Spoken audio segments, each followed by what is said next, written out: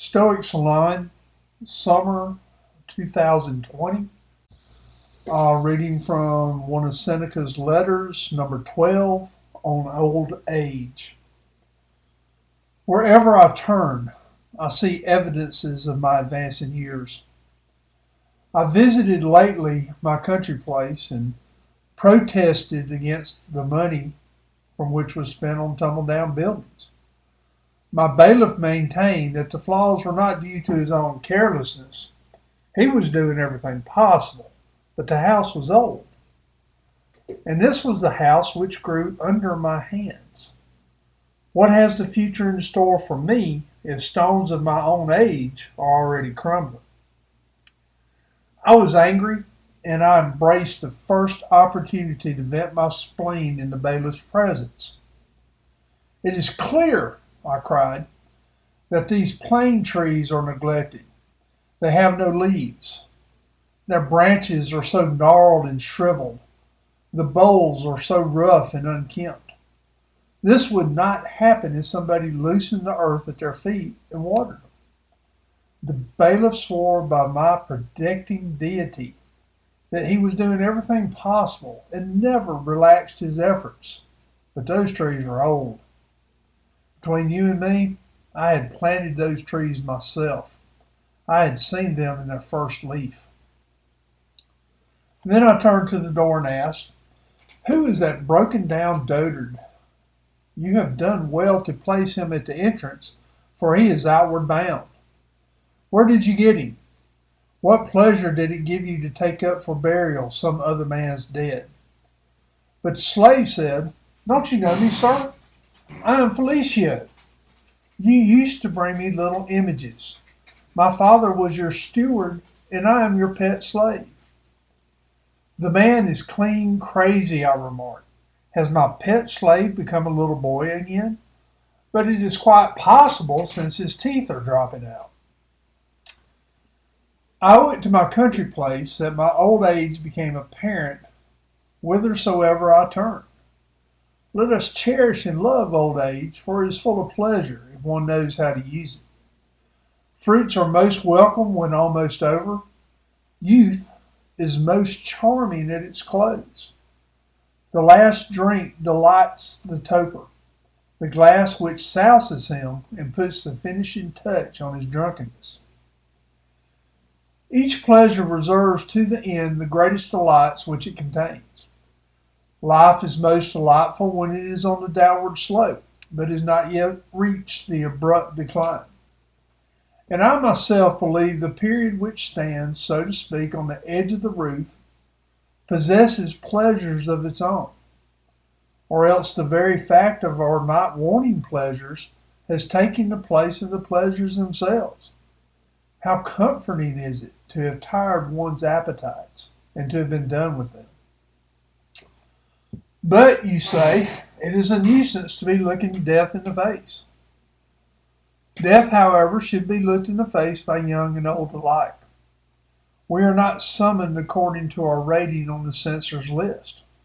Moreover, no one is so old that it would be improper for him to hope for another day of existence. And one day, mind you, is a stage on life's journey. Our span of life is divided into parts. It consists of large circles enclosing smaller. One circle embraces and bounds the rest. It reaches from birth to the last day of existence. The next circle limits the period of our young manhood. The third confines all of our childhood in its circumference. Again, there is, in a class by itself, the year. It contains within itself all of the divisions of time by the multiplication of which we get the total of life. The month is bounded by a narrower ring. The smallest circle of all is the day.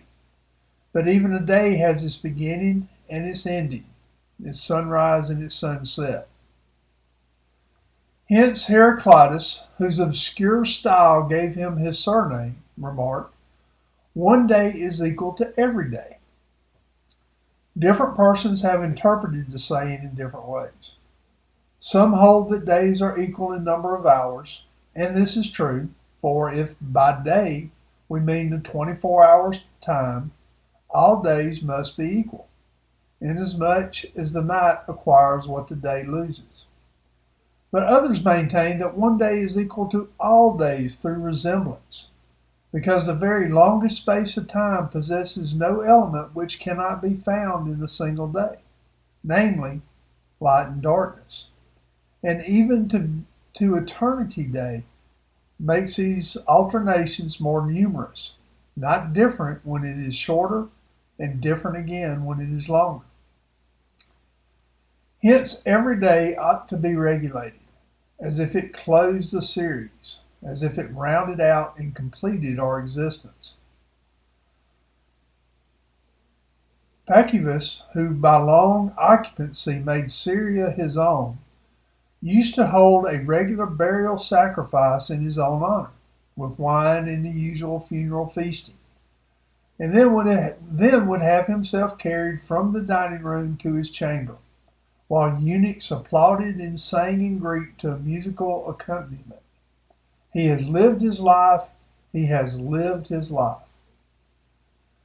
Thus Vesuvius had himself carried out to burial every day. Let us, however, do from a good motive what he used to do from a debased motive. Let us go to our sleep with joy and gladness, and let us say, I have lived. The course which the fortune set for me is finished. And if God is pleased to add another day, we should welcome it with glad hearts. The man is happiest and is secure in his own possession of himself, who can awake tomorrow without apprehension. When a man has said, I have lived, every morning he arises, he receives a bonus. But now I ought to close my letter. What, you say? Shall it come to me without any offering? Be not afraid, it brings something, nay, more than something, a great deal. For what is more noble than the following saying of which I make this letter the bearer? It is wrong to live under constraint, but no man is constrained to live under constraint. Of course not. On all sides lie many short and simple paths to freedom, and let us thank God that no man can be kept in life. We may spurn the very constraints that hold us. Epicurus, you reply, uttered those words. What are you doing with another's property? Any truth, I maintain, is my own property, and I shall continue to heap quotations from Epicurus upon you, so that all persons who swear by the words of another and put value upon the speaker and not upon the thing spoken may understand that the best ideas are common property. Farewell.